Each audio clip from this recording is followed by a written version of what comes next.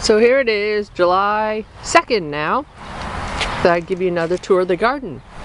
The sage has really done well. And you can see how the grapes have filled in, covering up the window. I've been trying to keep them nice and trim so that the fruit will grow, and had to get this stand here for the roses. They bloomed beautifully. Have to transplant them. Then the rest of the garden here, besides all the sage that came back from last year, my rhubarb, I added some more alpine strawberry plants. I've got a nice bunch there. And over here you will see the fig tree, my turkey fig tree. That's doing nicely. I'm going to try and keep it a nice moderate size. Then I didn't really plant anything in a large part of my kitchen garden this year. Did do my kale, my red Russian kale, and some Swiss chard there. And round over on the other side, my raspberry patch is doing very nicely. It's starting to have some ripe berries. Yum! And then as we go from the kitchen garden over into the herbs, the chives, the calendula has come back. It's beautiful. I've got comfrey in there. My ground cover, and lots of bee balm. It's all in bloom now, with the catmint and the lemon balm around here. The sides all fills in. Then when we turn around here, here's my redbud tree. Isn't that doing nicely? You can see how the whole border hedgerow with my neighbor has all filled in, mostly Rose of Sharon. And then we come over here. Here's the patio. I've got my awning up, and the rain garden. Got indigo and false indigo and things like Joe Pye weed and other things I don't remember. A lot of mountain mint, and then this, I think it's yellow ragwort, ratwort, something like that. Planted a couple nice flowers along here, and there's Missy, one of my foster dogs right now. And so this is where all the water collects, and you can see I've pruned those bushes back. Here's my little mound. Added a bunch of flowers. There's like false sunflowers and delphinium and lupine plants and columbine and a bunch of other things, as well as some volunteer milkweed that we'll have to see about. So this comes all the way along. I've filled in with a few other plants in here. Here's my two big pussy willows, there and there, doing nicely. I've got ferns set up underneath the tree here, as well as there's some lily of the valley, I think. So that's filling in along the front of the house with the hollies, and you can see my honeysuckle is all filled in and blooms all summer. Got various irises and some lilies, daylilies, and other pretty purple flowers. My bleeding hearts have all spent themselves. They're slowly dying back. The astilbe is just starting to come into bloom.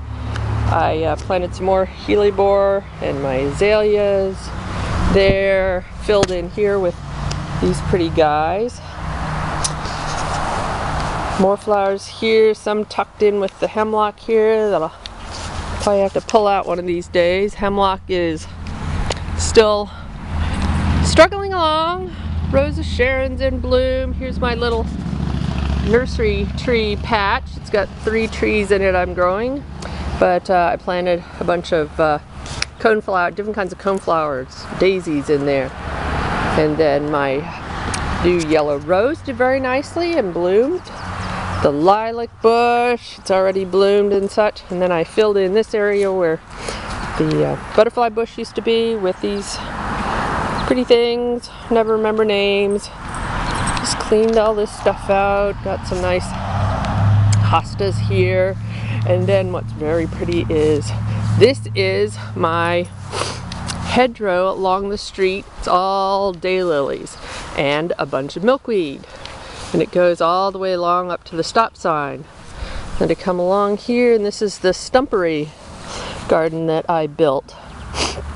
My beautiful Asian lilies are up, different colors, the yellow, the white, the beautiful red. I also planted some more poppies in here. So hoping that those get established and that we'll have a nice little bed of lilies and poppies in here. Then turn around the other side. This is where I have the 2 boxes. I've got my tomato plants. I have 4 tomato plants all established there. And come around the other side. And these are the asparagus plants that I put in. So they're just sitting there waiting for next season, and I'm hoping that they'll do well.